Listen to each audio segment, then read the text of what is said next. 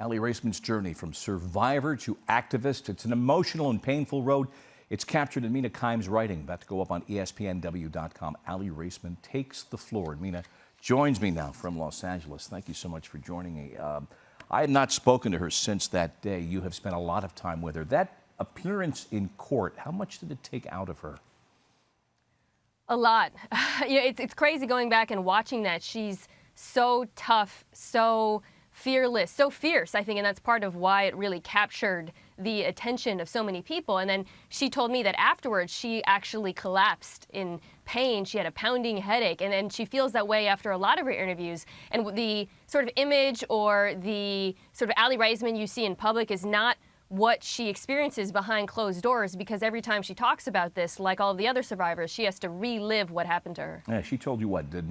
Trouble sleeping and feeling, even at this date now, and who are we to judge the calendar versus her emotions, more anxiety than ever to this day. Yeah, she mentioned that after, when she realized what had happened, when the investigator from USAG spoke to her, she had PTSD-like symptoms. She wasn't fully aware of everything that happened to her, and she's only begun to reckon with it over the last couple of years. Now that she's in the spotlight, she's taken on this role as an activist, she's traveling around the country, going to colleges and talking about it. It forces her to reckon with those over and over, and it opens some wounds, I think, but she's making that choice. How comfortable is she in this role? You know, for all of what I just said, which is that emotionally and physically it's very difficult for her, she's extraordinarily comfortable. I mean, we've seen her as a public speaker, and I think a lot of that is from being in the public eye through so much of her young life. I marveled watching her give a speech, and then I realized, wait, this is someone who has performed in front of millions on, a tiny balance beam. So in some ways, like, she's been preparing her whole life for this moment as well. It's the unfortunate reality of reporting in the media on this, and the swath of survivors cuts from the, I hate to say anonymous, but not known publicly, to those who are on the world stage. And so many people look to her. And you have one excerpt in your piece about her giving advice to another survivor about how to present. Describe that scene and what her advice was.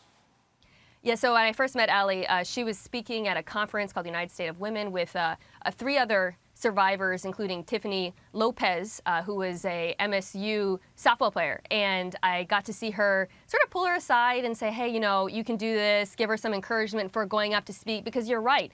She is Aly is extremely experienced, right, at living in the public eye, and she knows that she can use her fame to draw more attention to this issue, to keep it in the news, because that hasn't always been the case.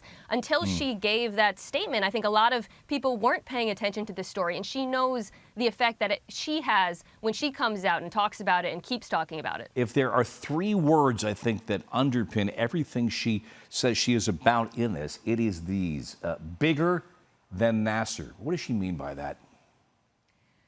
She means a lot. I mean, first and foremost, I think she wants to make the point that she's been making since the beginning, which is this isn't just about putting Larry Nassar in prison. It's about looking at all of the adults who enabled him, and that's the adults on the Olympic Committee, that's the adults at USA Gymnastics, and holding them accountable and understanding why they made the mistakes they made so that they don't happen again. But beyond that, she also means bigger in the sense of, thinking about it through the lens of Me Too, how we talk about women, how we treat women, how we treat and talk about survivors. And I think those are sort of the issues she wants to bring to the forefront now as an activist. I know the survivors of this remarkably horrible case, and they're all exceptional women, are going to be recipients of the Arthur Ashe Courage Award tomorrow at the ESPYs. Let me just go off script for a little bit just to ask quickly, where about her competitive future? What about the next Olympics? It would be remarkable for her to come back and do it. It was already remarkable to do 2 Olympic cycles, to do a 3rd. She said that she's undecided, so we haven't heard of that. She's not really been training, I know that. So at this point, it's hard to say. Yeah.